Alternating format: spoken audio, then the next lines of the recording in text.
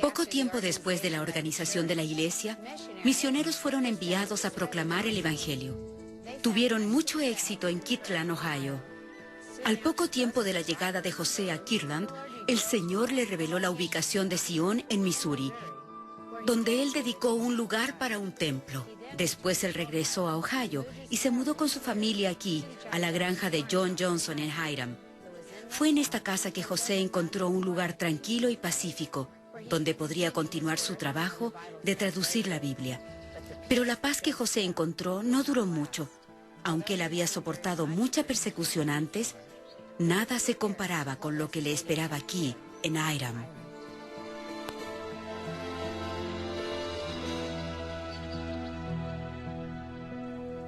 Tempranamente en la vida de José le fue dado a conocer que su nombre sería usado para bien o para mal.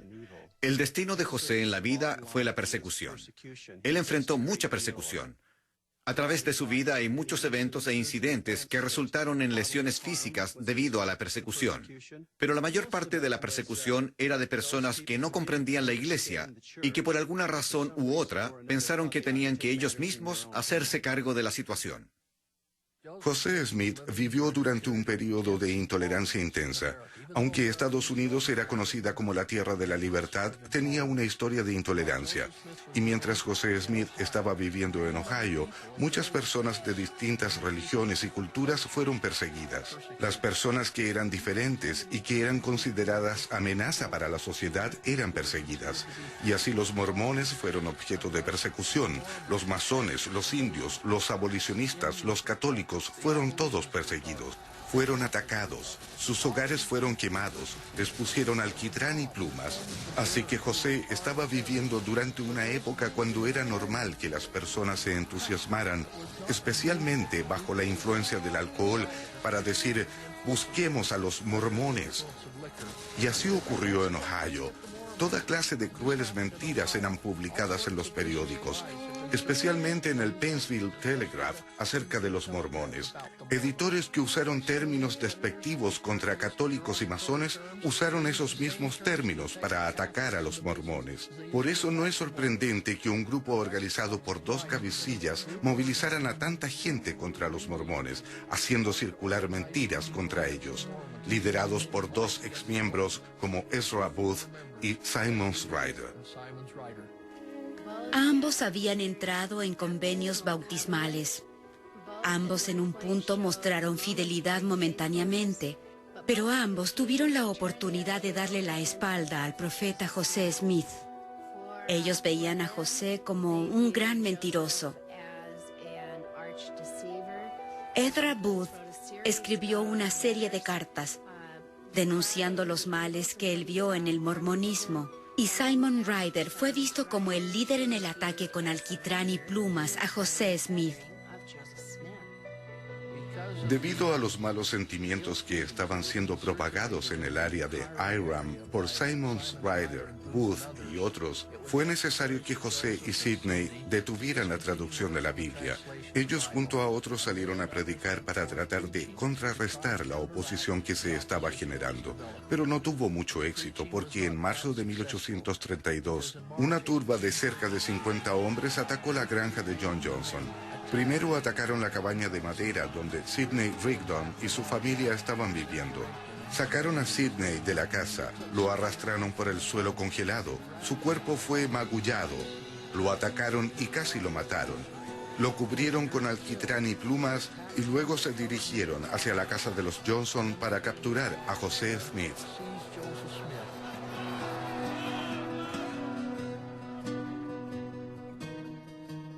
Cerca de la medianoche, los mellizos que estaban enfermos de sarampión habían obligado a José y Emma a estar despiertos. Pero Emma le sugirió a José que se recostara en la cama y que ella continuaría la vigilia. Pero repentinamente, forzando la entrada en su habitación, aparecieron como una docena de hombres. Ella grita, ¡asesinato! Esto obviamente despertó a José. Los hombres comenzaron a sacarlo. Me encontré saliendo por la puerta en las manos de alrededor de una docena de hombres. Algunos tenían sus manos en mi pelo y algunos sujetaban mi camisa, pantalones, brazos y piernas. Se alejaron conmigo como a 150 metros de la casa. Vi a Elder Rigdon tirado en el suelo, a donde lo habían arrastrado por los talones. Supuse que estaba muerto. La gente comenzó a aparecer de todas partes. Uno venía del huerto con una tabla y supuse que me matarían y me llevarían en la tabla. Se reunieron en un consejo y como podía escuchar ocasionalmente alguna palabra, supuse que era para saber si matarme era lo mejor o no. Regresaron después de un rato y me enteré que habían decidido no matarme, pero que me iban a golpear y arañarme bastante, arrancarme la camisa y los pantalones y dejarme desnudo.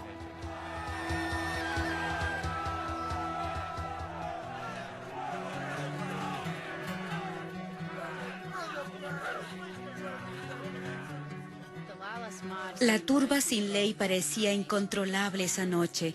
Intentaron castrar a José al colocarlo sobre una tabla. El cuchillo se cayó de la mano del doctor, un hombre llamado Dr. Dennison. El doctor había sacado un frasco con ácido nítrico y había tratado de vaciarlo en la boca de José. En el intento, él astilló uno de los dientes de José y la pregunta era, ¿dónde está el balde de alquitrán? El alquitrán era algo que se encontraba fácilmente en la frontera. La gente lo tenía. La mayoría de sus casas era de troncos y para que sus hogares fueran confortables, tenían baldes de alquitrán afuera de sus casas y mezclaban alquitrán con hojas para sellar sus hogares del clima. En el caso de José Smith, él fue recubierto con alquitrán y plumas. Las turbas no siempre usaban alquitrán y plumas. La mayoría solo recubrían a sus víctimas con alquitrán. Pero en el caso de José Smith, él fue recubierto con alquitrán y plumas. José dijo que le pusieran una paleta con alquitrán en su boca y después tomaron el balde y lo esparcieron por todo su cuerpo. Entonces rasgaron una almohada que sacaron de la casa de Sidney Rigdon y las plumas que cayeron era para mostrar que se burlaron de él. Se burlaron de José Smith. Se burlaron del mormonismo. Se burlaron de sus creencias. Esta turba no tenía idea de que se estaban burlando de un profeta de Dios.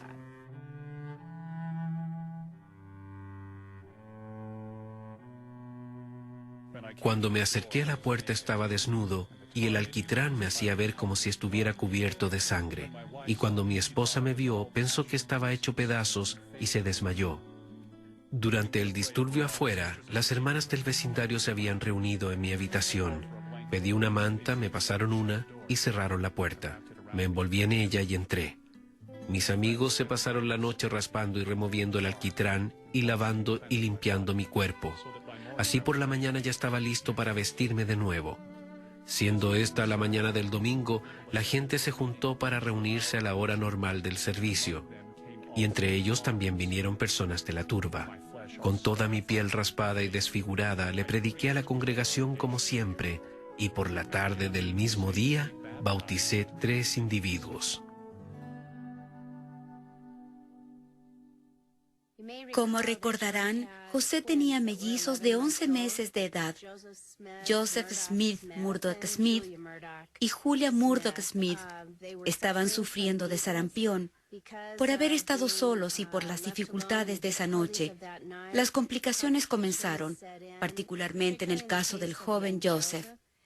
El resultado sería que unos pocos días después del incidente del profeta, con el alquitrán y las plumas, Joseph Smith Murdoch Smith murió. Lo que es tan conmovedor acerca de la situación no es solo tener que enterrar a su hijo, sino que viajar inmediatamente a Missouri, ya que las turbas lo querían muerto. Así José se fue, él fue perseguido, y le escribió desde Cincinnati, Ohio, una carta a Emma indicándole que si ella deseaba salvar su vida y la de su hija Julia, ambas debían mudarse a Kirtland. José Smith fue un líder extraordinario. Él perdonó a otros, y aunque como resultado de este evento sufrió la muerte de su primer hijo, él aún estaba dispuesto a perdonar. Y aún así esto no disminuyó su deseo de restaurar la plenitud del Evangelio para bendecir las vidas de las personas que él amaba.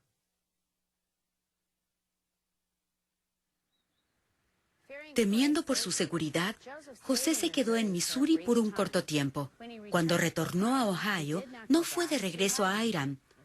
En cambio, se mudó con su familia a Kirtland, donde encontraron refugio y seguridad en el piso de arriba de la tienda de Newell K. Whitney.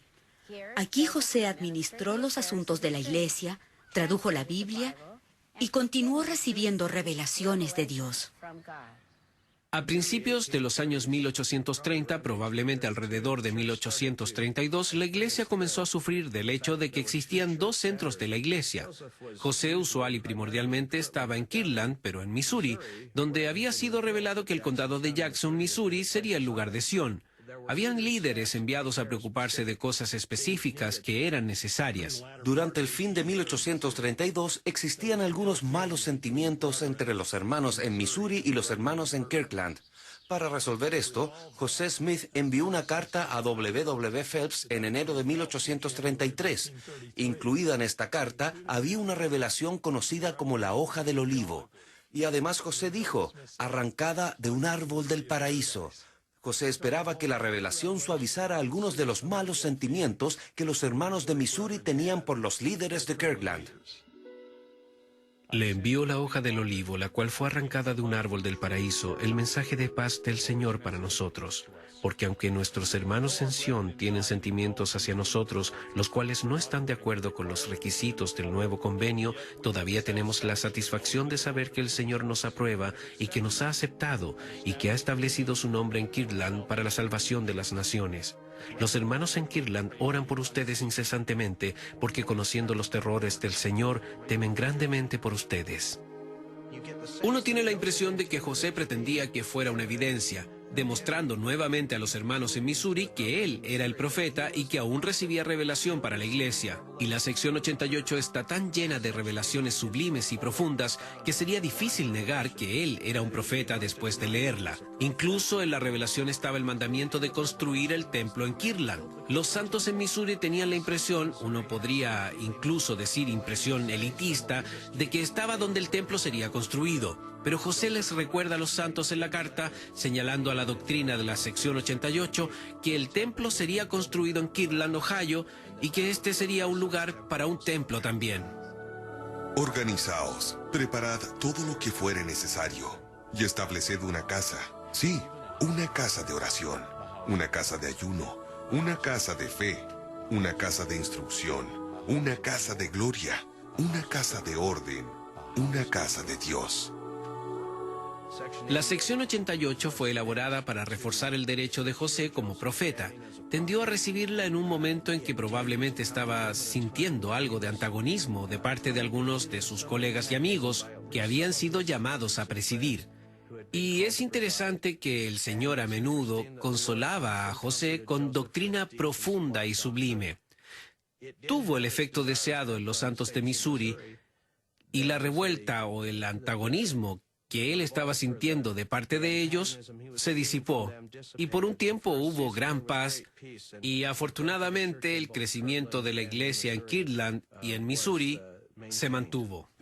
Había algunas cosas valiosas que estaban ocurriendo en Kirtland, obviamente, y allí es donde José estaba más o menos supervisando algunas cosas, pero en su mente y en la mente de muchos otros santos, estaban pendientes de lo que pasaba a 1450 kilómetros al oeste en el condado de Jackson, Missouri. Recuerden que en 1831, José y otros ubicaron el emplazamiento para la ciudad de Sión. Habían dedicado un lugar para el templo allí. Estaban en un lugar complicado allí. Existían algunas diferencias importantes entre los mormones y la gente de Missouri en el condado de Jackson. Una de las diferencias fundamentales era que Missouri era un estado de esclavos. Desde que había sido fundado, la esclavitud había sido legal en Missouri, y había muchos esclavos allí. Los mormones y la mayoría viniendo de Nueva Inglaterra y del noroeste no tenían esclavos, y en general se oponían a la esclavitud.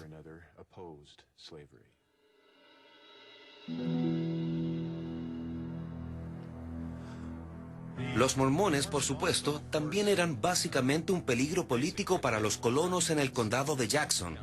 y para 1833 más de 1.200 mormones se habían asentado en el condado. El condado contaba durante este tiempo probablemente con alrededor de 3.300 personas en total, así que los mormones representaban alrededor de 1/3 de la población del condado. Los mormones también tenían su propia imprenta. Esta era la única imprenta en el condado, operada por W. Phelps con la ayuda de Oliver Cowdery y otros. Uno puede imaginarse a la gente leyendo el periódico y dando vuelta a la página y ver una de las revelaciones de José Smith.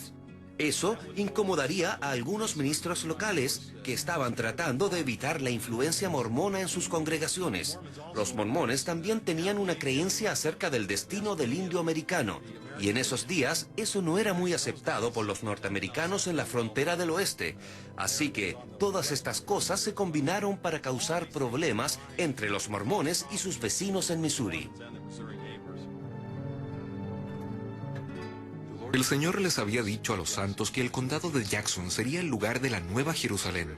En una de las revelaciones que José recibió, el Señor habló acerca de la gloria que recibiría Sión, y que sería un lugar muy agradable.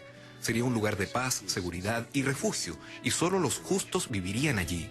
Y entonces concluye esta revelación diciendo: ahora no permitan que estas cosas vayan al mundo hasta que yo lo considere oportuno. Al venir aquí, algunos de ellos se jactaban porque creían que Dios les había dado esta tierra, que era para ellos y para su herencia, y que sería solo un asunto de tiempo antes que los ciudadanos del condado de Jackson tendrían que ser removidos o unirse a los mormones. Esto probablemente no les pareció muy bien a la mayoría de los habitantes.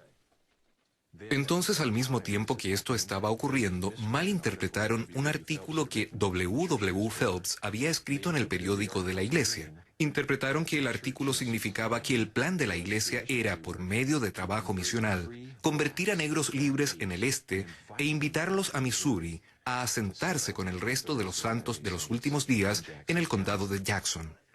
Toda la tensión entre los mormones y sus vecinos en el condado de Jackson llegó a un punto insostenible el 20 de julio de 1833.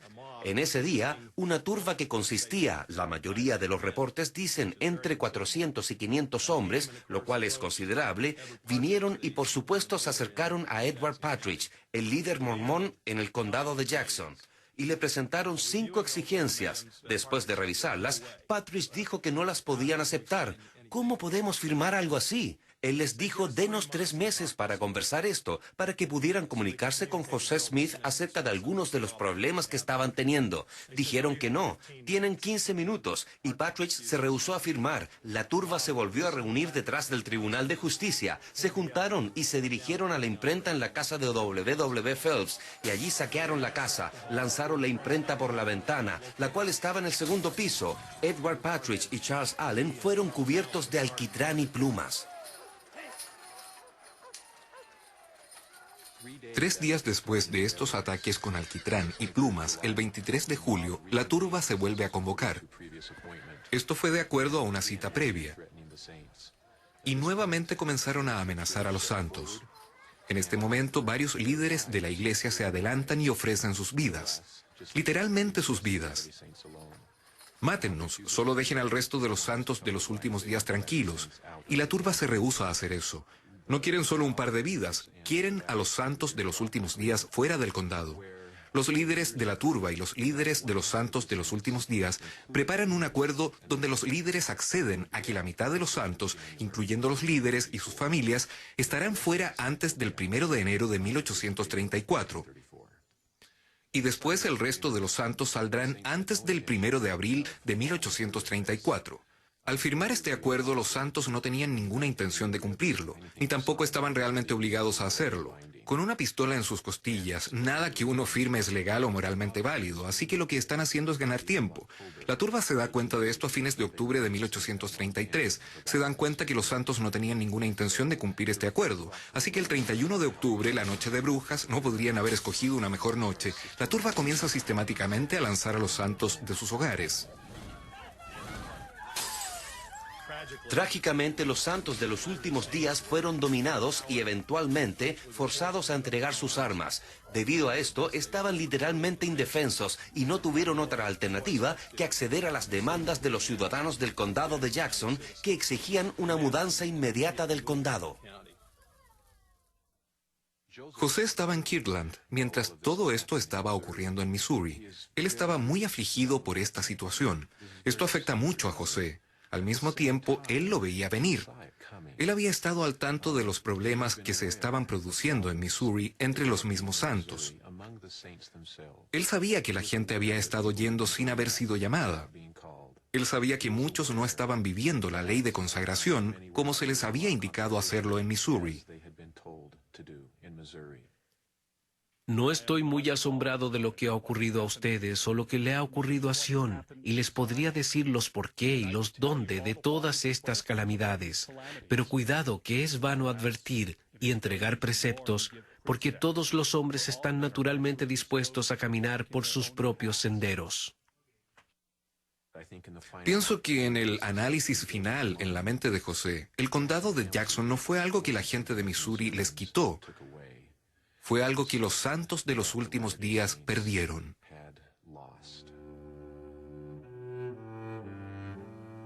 El Señor expresó su misericordia al mandar al profeta José Smith a dirigir a un grupo de hermanos a ayudar a los santos que habían sido echados de Jackson por la turba.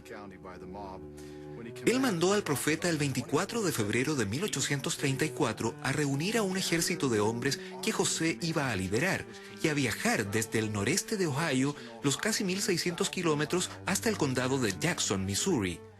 Este no era un momento conveniente para que José saliera de Ohio. Había por lo menos 3 cosas importantes que le habrían impedido ir. Una era que estaban construyendo el templo de Kirtland, también cumpliendo un mandamiento del Señor, en el cual José estaba muy involucrado. Segundo, en parte debido a la destrucción de las propiedades y particularmente de los negocios, la imprenta en el condado de Jackson, José estaba endeudado. Habían perdido una propiedad que producía ingresos allí. Y él había obtenido préstamos de acreedores en la ciudad de Nueva York y estaban exigiendo el pago de estos préstamos. Y si José entonces dejaba Ohio e iba a Missouri, podrían pensar que él estaba tratando de escapar de sus deudas. Así que él sintió que tenía que pagar eso primero. Tercero, había un apóstata, Philastus Hartford, quien había iniciado molestas demandas contra el profeta José Smith y su hermano Hiram, y tenían que permanecer en Ohio para asistir a las sesiones de la corte. Pero José sabía que si no iba en el viaje al campo de Sion, probablemente no tendría mucho éxito en reclutar a otros para que fueran con él. Ahora, estos 3 problemas fueron resueltos. La revelación que conocemos como la sección 103 de Doctrina y Convenios fue dada a principios de 1834 y mandaba que para redimir a Sion, la gente reuniera un mínimo de 100 personas y hasta 500 personas para ir a Missouri y ayudar a los santos a reclamar sus tierras. Para poder reunir esa cantidad de personas, José y otros recorrieron las áreas cercanas para reclutar estas personas. José mismo fue a Ohio, Pensilvania y Nueva York. Viajó cientos de kilómetros y para principios de mayo de 1834 habían logrado el número mínimo de personas y José pudo comenzar a organizar su contingente y prepararlos para la marcha. El domingo 4 de mayo, el profeta les predicó a los santos en Kirtland bajo la sombra de la nueva casa escuela, la cual estaba parcialmente cercada. Muchos de los que iban a ser parte del campo de Sion estaban presentes. Él testificó de la veracidad de la obra que el Señor había revelado por medio de él, y les prometió a los hermanos que si vivían como debían delante del Señor, obedeciendo los mandamientos, y no como los hijos de Israel murmurando contra el Señor y sus sirvientes, todos deberían regresar a salvo, y ninguno de ellos debería caer durante la misión que estaban a punto de comenzar, ya que si estaban unidos y ejercitaban la fe, Dios los libraría de las manos de sus enemigos. Esto marcó la pauta para todo el campo y lo diferenció de cualquier otro que podría estar viajando por la misma ruta. Realmente el sendero no iba a ser el camino polvoriento o con barro que se dirige desde Ohio a Missouri, iba a ser el camino de rectitud. Durante un periodo de alrededor de 3 meses, José Smith y miembros del campo de Sion viajaron hacia Missouri y regresaron en un viaje de ida y vuelta de alrededor de 3.200 kilómetros. No fue un viaje de placer. Fue una oportunidad para estos hombres de sacrificar su tiempo y posiblemente incluso sus vidas a medida que avanzaban para ayudar a sus compañeros santos en Missouri. Mientras viajaban, tuvieron varias dificultades, problemas con el calor, problemas para encontrar agua potable. Estos tipos de experiencias hicieron del campo de Sion no solo una oportunidad para estas personas de aceptar un mandamiento del Señor, sino también para probar su dignidad en un examen como el de Abraham. Le dio la oportunidad a José de conocer mejor a estos hombres en circunstancias más íntimas, para saber cuáles de sus seguidores, cuáles de los miembros de la iglesia que se habían ofrecido para este viaje, estaban realmente dedicados a los propósitos del Señor. Cada noche antes de irnos a descansar al sonido de la trompeta nos inclinábamos ante el Señor en las varias carpas y presentábamos nuestras ofrendas de agradecimiento con oración y súplica. Y al sonido de la trompeta en la mañana cada hombre estaba de nuevo arrodillado ante el Señor implorando su bendición por el día. En la revelación que ordenaba la organización del campo de Sion, el Señor declaró que irían ángeles delante del campo y que incluso su presencia estaría allí para guiarlos. A pesar de que nuestros enemigos estaban continuamente haciendo amenazas de violencia, no tuvimos miedo, ni tampoco dudamos en continuar nuestro viaje, ya que Dios estaba con nosotros, y sus ángeles iban delante de nosotros, y la fe de nuestro pequeño bando era inamovible. Sabíamos que ángeles eran nuestros compañeros porque los vimos. Tal vez el desafío más grande que el profeta José Smith enfrentó en el viaje fueron los murmullos y tal vez también las quejas de algunos de los miembros. José fue humilde y dócil al tratar de manejar esta dificultad. Hubo una ocasión, sin embargo, justo antes que cruzaran el río Mississippi, donde durante una parada al mediodía, él se subió en la rueda de una carreta y le dijo a los miembros del campo que debido a su indisciplina y sus murmullos, iba a haber una plaga que afligiría al campo. 3 semanas más tarde, el 24 de junio, la temida enfermedad de cólera emergió en el campo. 2 días antes del brote, José había recibido una revelación que está ahora registrada en Doctrina y Convenios, sección 105, en la cual el Señor pidió la disolución del campo de Sion. José humildemente aceptó el mandamiento del Señor e informó a los miembros del campo que debido a sus transgresiones, el Señor había indicado que el momento para redimir a Sion no había llegado y no llegaría hasta que aprendieran a ser más obedientes. Debido a que el grupo del campo de Sion no tuvo inmediatamente éxito para redimir a Sion, había algunos críticos en el grupo, y entre los santos en Kirtland, que alegaban que la marcha del campo de Sion había sido un fracaso. Pero los caminos del Señor no son los caminos del hombre. Y de hecho, el viaje del campo de Sion logró un propósito extremadamente importante, al colocar una fundación para los que liderarían la iglesia durante las próximas décadas. En febrero de 1835, unos pocos meses después de la marcha del campo de Sion, el profeta José llamó a Brigham Young a organizar una reunión aquí en la casa escuela de Kirtland. Los hombres invitados a asistir fueron los que marcharon con el profeta en el campo de Sion. De estos hombres, el Señor escogería a los que iban a ser miembros del primer quórum de los 12 apóstoles y también a los que más tarde iban a ser miembros del quórum de los 70. Desde esta hora deben comenzar a sentir los susurros del Espíritu de Dios y las obras de Dios comenzarán a salir adelante. Desde este momento serán investidos con poder desde lo alto. Después de un descanso, José indicó que el primer asunto de negocios sería la selección de los miembros del quórum de los 12 apóstoles. En junio de 1829, el Señor designó a Oliver Cowdery y a David Whitmer para ser los que escogerían a los 12 apóstoles. Martin Harris, el tercero de los testigos, se hizo parte de este grupo. En esta reunión fueron dirigidos por José Smith para seleccionar en oración los 12 hombres de esta audiencia que se convertirían en los 12 apóstoles. La revelación que ordenaba a Oliver Cowdery y a David Whitmer a escoger los 12 había indicado que por sus deseos y sus obras, estos testigos podrían reconocer a los 12. Así, bajo la dirección de José Smith, generaron un grupo de nombres que fueron entonces revisados por José Smith. Seleccionaron hombres como Brigham Young, Heber C. Kimball, Orson Pratt y Parley P. Pratt.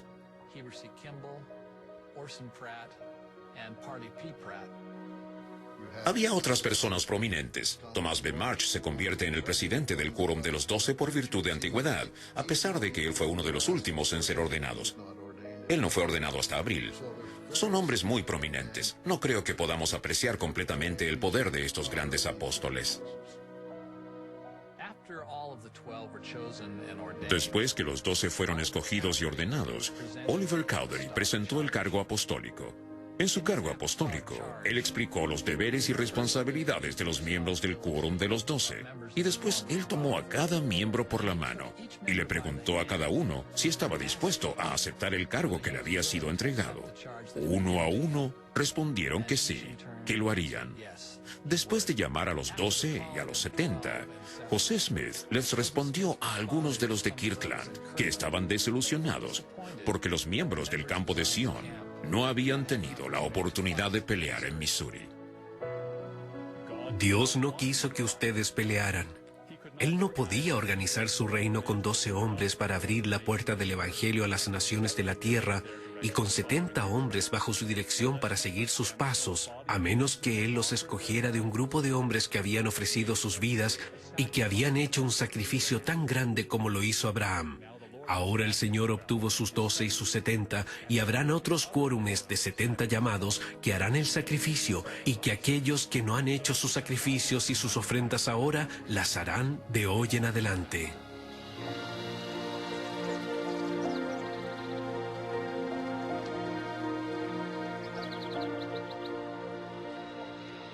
Si uno se puede imaginar que le pidan venir a Kirtland, dejando su granja, su propiedad en Nueva York y en otros lugares, uno puede darse cuenta de lo pobres que habrían quedado estas personas, habiendo dejado todo. Bueno, ¿cómo soluciona uno este problema? Para resolver este problema, crearon varios negocios. Había un aserradero y había una fábrica de potasio. Proveía mucho del dinero necesario, porque una fábrica de potasio puede producir mucho dinero. Así que era una parte importante de la economía.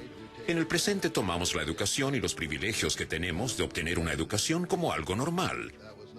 Este no era el caso durante los años 1830. Tenían una educación limitada.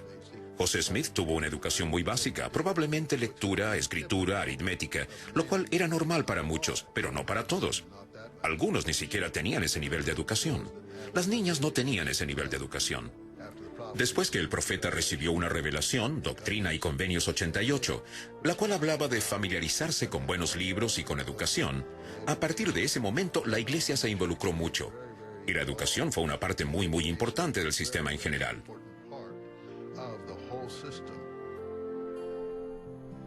La tienda de Newell K. Whitney fue una parte muy importante de la comunidad en Kirtland. Aquí era donde la vida y las actividades transcurrían en Kirtland, debido a que la gente venía a comprar todo tipo de artículos. Para comprar su hilo, para comprar sus zapatos. Por supuesto, los zapatos no tenían derecho o izquierdo. Se convertían en derecho o izquierdo de acuerdo a cómo uno los usaba. Tenían libros, por supuesto. Aquí se habrían vendido copias del libro de Mormón. Así que realmente era donde uno venía a comprar artículos de uso diario en Kirtland. Fuera de aquí habría operado el primer almacén del obispo. Así, a medida que el pobre y el necesitado vinieron a Kirtland, y había muchos de ellos, porque habían dejado todo lo que tenían. Este gran obispo, bueno y cortés, habría provisto lo básico para las necesidades de los pobres de la comunidad. Otra parte importante de la tienda de Newell K. Whitney es que fue remodelada por Levi Hancock como residencia del profeta José. ¿Se pueden imaginar ser Emma nunca teniendo un lugar propio y viviendo con una familia tras otra? Eso debe haber sido muy difícil. Pero ahora por lo menos ella tiene parte de un hogar. una tienda, pero por lo menos en el piso de arriba tendría algo de privacidad. También aquí había una despensa. Al lado de la despensa estaba la sala de traducción. Era una habitación muy importante, porque la mayoría de las revelaciones que están registradas en Doctrina y Convenios fueron recibidas en esta habitación, más que en cualquier otro lugar en la historia de la Iglesia. Aquí es donde José Smith completó la traducción de la Biblia. La habitación en la esquina noroeste del edificio fue construida por Levi Hancock como una habitación especial, donde podían tener la escuela de los profetas, la cual se convirtió en una parte muy importante del entrenamiento de los misioneros al salir a predicar el Evangelio. La sección 88 de Doctrina y Convenios esboza el procedimiento, el currículo y las características de la escuela. Y así, en armonía con esta revelación en particular, los santos a principios de enero comenzaron a reunirse en la tienda de Newell K. Whitney. La mayoría eran misioneros, pero vinieron desde el campo misional para recibir instrucción. Sin duda, la primera presidencia estaba allí. José Smith, Sidney Rigdon, Frederick G. Williams y muchos otros. Estas personas se reunieron temprano, de acuerdo a las instrucciones encontradas en la sección 88, y fueron recibidas por el profeta José Smith. Luego hicieron un juramento de lealtad a la iglesia que indicaba que iban a obedecer los mandamientos del Señor. Fueron instruidos y después, de acuerdo a la sección 88 de Doctrina y Convenios, participaron en 2 ordenanzas especiales, la del sacramento de la Cena del Señor y también de la ordenanza del lavado de pies. Esta ordenanza del lavado de pies fue descrita en la sección 88. Estaba en armonía con la ordenanza efectuada por los apóstoles, por el Señor, como está descrito en el Nuevo Testamento. Esta escuela de los profetas, como él la llamó, era para seguir algunos procedimientos bastante específicos. Por ejemplo, ninguna persona indigna debía ser admitida que, como el Señor dice, contamine mi santa casa. Así que solo personas dignas podían ser incluidas en los que asistían a la escuela de los profetas. También, después de que la palabra de sabiduría fuera recibida, les era requerido a los que asistían que vivieran de acuerdo a este principio. Además, aceptaron un compromiso de no discutir fuera de la escuela las cosas sagradas que eran presentadas allí. Así que uno ve de muchas maneras que los procedimientos que eran utilizados en la escuela fueron después utilizados en la adoración en el templo.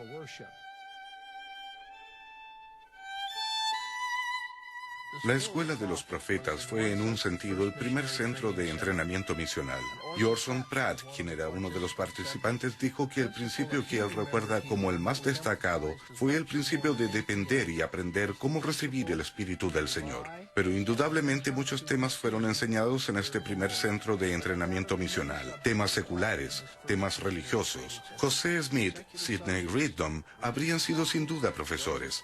También sabemos que hubo discusiones que se llevaron a cabo en esta escuela de los profetas, pero lo más destacado fue la visión del Salvador para los miembros de la escuela de los profetas. Solo imagínense siendo enseñados por el profeta y que éste les diga que los está preparando para ver al Salvador. Y él escribió a los líderes de la iglesia en Missouri que estaba preparando a estas personas para ver al Salvador de la humanidad. El 18 de marzo, las personas se reunieron. Ayunaron, oraron y durante sus oraciones los cielos fueron abiertos y testificaron que Jesucristo se apareció a los miembros de la escuela de los profetas y que ángeles se aparecieron y bendijeron las vidas de la escuela de los profetas. Y uno de los participantes dijo que él también vio al Salvador.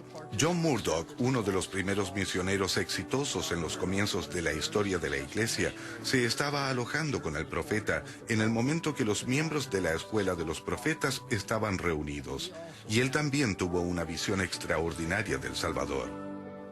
El profeta nos dijo que si nos humillábamos ante Dios y ejercitábamos nuestra firme fe, veríamos el rostro del Señor. Y alrededor del mediodía, las visiones de mi mente fueron abiertas, y los ojos de mi entendimiento fueron iluminados. Y vi la forma de un hombre lo más hermoso. La apariencia de su cara era firme y clara como el sol, su pelo de un gris plateado brillante con rizos de la forma más majestuosa, sus ojos de un penetrante azul, y la piel de su cuello del más hermoso blanco. Y él estaba cubierto del cuello a los pies con un manto suelto blanco puro, más blanco que cualquier prenda que haya visto antes. Su semblante era muy penetrante, pero muy agradable, y mientras estaba tratando de comprender el personaje completo de pies a cabeza, se fue de mí, y la visión fue cerrada. Pero dejó en mi mente la impresión de amor por meses que nunca sentía antes hasta ese punto.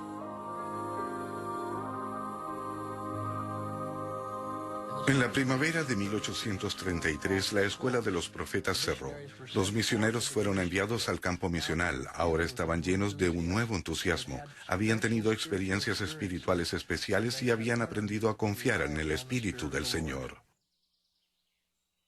Aunque la tienda de Newell K. Whitney sirvió como el hogar inicial de la Escuela de los Profetas, el Señor mandó a los hermanos a buscar el aprendizaje en una casa de oración. De acuerdo a sus divinas instrucciones, los santos hicieron planes para construir un templo. Este edificio albergaría la escuela y proveería un lugar sagrado para que los santos recibieran instrucciones desde lo alto. El emplazamiento que fue escogido está en un lugar prominente junto al sur de los llanos. Fue aquí donde los santos comenzaron la construcción del templo. José Smith fue el capataz de gran parte del trabajo. Una cosa interesante es cómo el templo fue diseñado. No podemos encontrar planos del templo, pero tenemos una buena descripción de Truman Angell, quien más tarde se convirtió en el arquitecto del templo de Salt Lake. Él dijo que se había reunido con Frederick G. Williams y que uno de los trabajadores dijo: «Presidente Williams, ¿la manera como fue construido el templo fue tal como usted lo vio en su visión?» Y él dijo sí.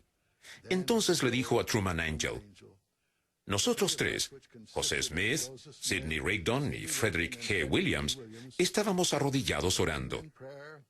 Y cuando estábamos orando, tuvimos una visión. El templo se apareció justo sobre nuestras cabezas.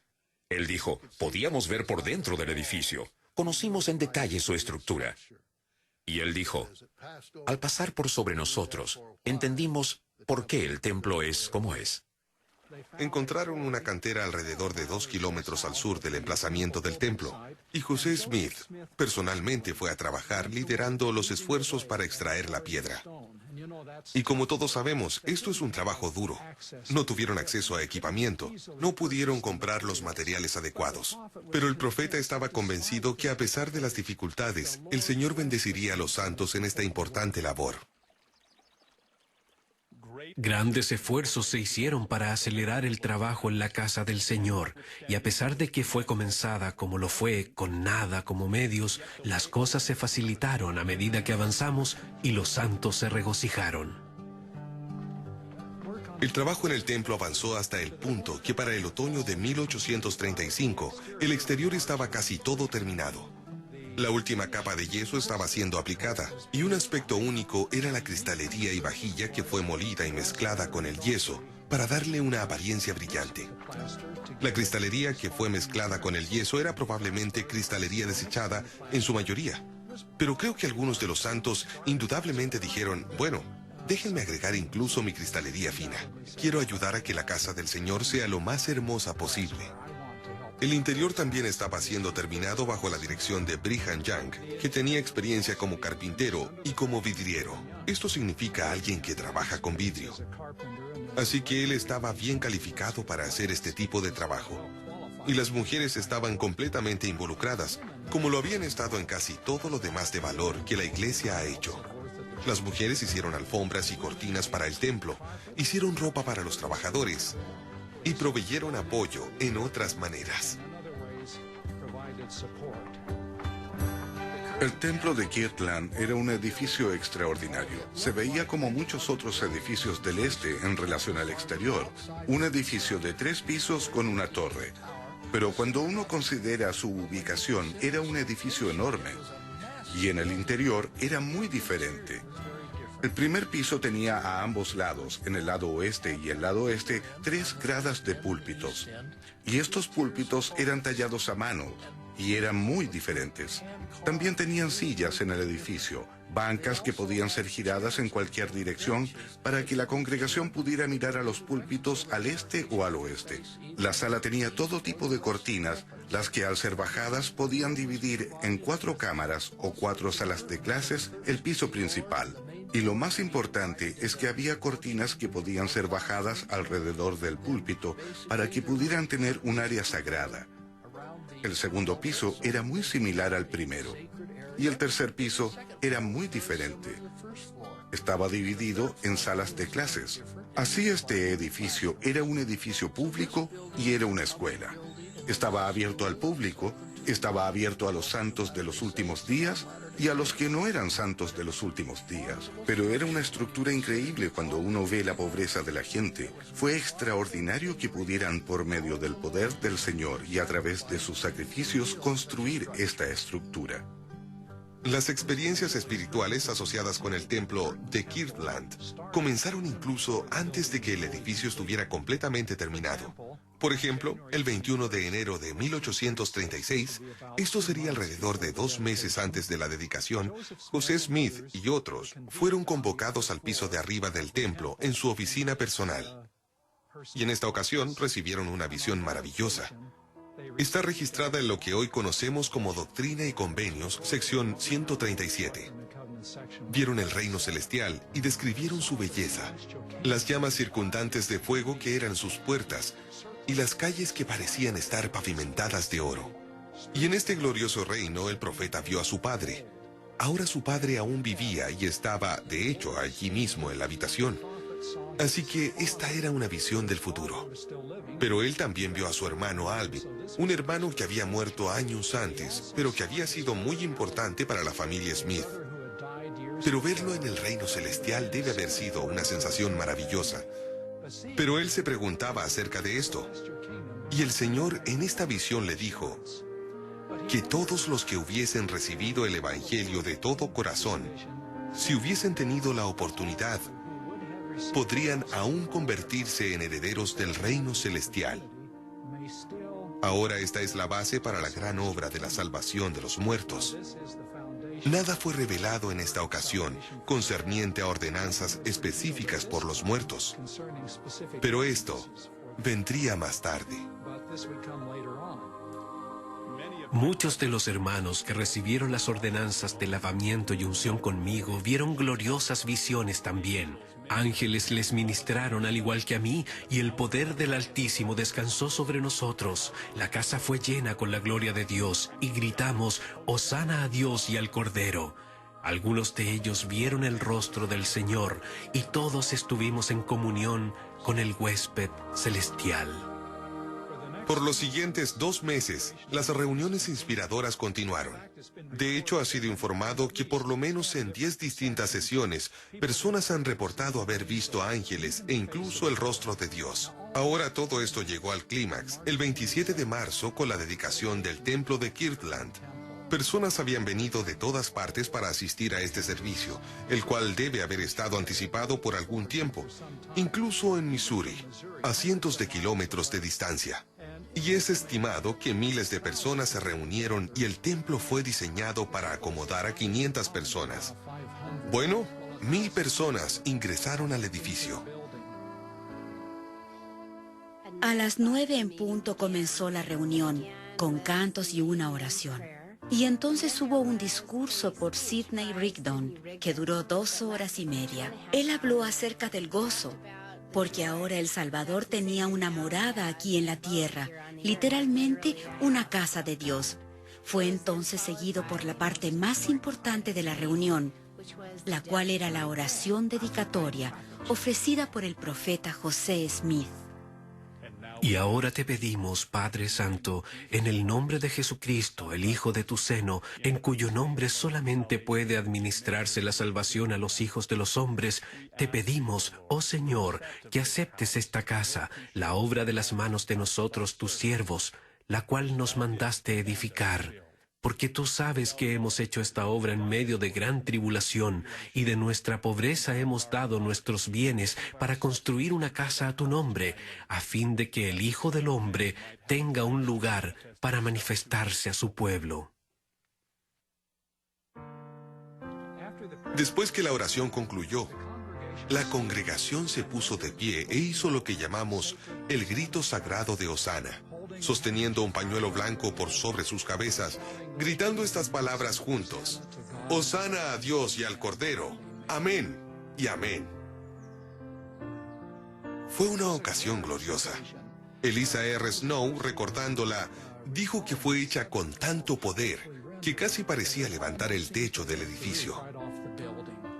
Ahora, es interesante destacar que esto fue un domingo de Ramos, el día en el cual los cristianos alrededor del mundo recuerdan la ocasión cuando el Salvador descendió desde el Monte de los Olivos y la gente salió a saludarlo agitando ramos de palmera y aclamando «Hosana, Hosana». Así que es bastante interesante que en el mismo día que los cristianos alrededor del mundo recuerdan ese grito de Hosana, el grito de Hosana fue restaurado como parte del acto de dedicación en el templo de Kirtland. A continuación del grito de Hosana, el coro cantó el himno El Espíritu de Dios. Este himno había sido escrito por W. Phelps antes de la dedicación, y creo que al mirar las palabras del himno, es obvio que le habían dicho algunas de las cosas que ocurrían. Por supuesto, el estribillo del himno refleja el gran grito de Hosana, y este himno ha sido usado en cada dedicación de un templo desde ese momento, y en otras ocasiones especiales. Ciertamente es uno de los himnos favoritos de los santos hoy en día.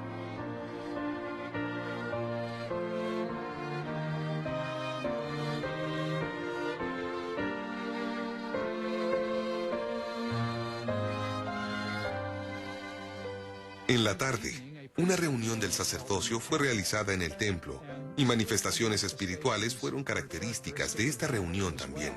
No solo las personas en la reunión, sino incluso personas en el área escucharon lo que describieron como un extraño sonido de un torrente. No sé cómo lo describiríamos hoy, pero ellos pensaron que era una cosa extraña. Salieron corriendo para ver qué pasaba y pudieron ver una luz que provenía de la dirección del templo. Y pensaron, oh no, el templo se está quemando, está en llamas. Pero al correr hacia el edificio, pudieron ver una luz suspendida en el aire y ángeles arriba. Y podían escuchar un coro celestial. Pero también dentro del templo estaban ocurriendo cosas maravillosas. El hermano George A. Smith se levantó y comenzó a profetizar cuando un ruido fue escuchado como el sonido de una poderosa ráfaga de viento, la cual llenó el templo y toda la congregación se levantó simultáneamente, siendo movida por un poder invisible. Muchos comenzaron a hablar en lenguas y profetizar, otros vieron gloriosas visiones y contemplé el templo lleno de ángeles, lo cual lo declaré a la congregación. Con todo lo maravilloso que fueron los eventos el día de la dedicación, los eventos de la semana siguiente fueron aún más importantes. El domingo 3 de abril era el domingo de Pascua y las reuniones se llevaron a cabo en el templo. El templo estaba lleno de gente, pero José Smith y Oliver Cowdery se fueron a los púlpitos del lado oeste del piso principal. Estos serían los púlpitos del sacerdocio de Melquisedec. Y el templo fue diseñado de tal manera que los que eran llamados velos eran en realidad divisores de lona para dividir el salón que podían ser bajados. Y así fue hecho. Así José y Oliver estaban solos en estos púlpitos del sacerdocio de Melquisedec cuando una serie de maravillosas visiones ocurrieron. El Señor Jesucristo se les apareció al profeta José y a Oliver, y por supuesto el Señor acepta el templo.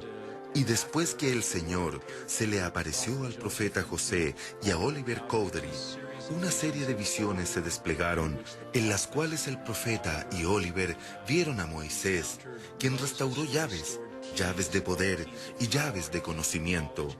Y entonces Elías restauró llaves, y al final de todo, el profeta Elías vino y restauró llaves de poder y conocimiento, llaves que pertenecen a la plenitud del sacerdocio. El templo de Kirtland fue un lugar realmente importante en la fe de los santos de los últimos días. Fue el primer templo, el primero de muchos que ahora han sido construidos alrededor del mundo. Templos en los cuales las mayores bendiciones del Evangelio están disponibles.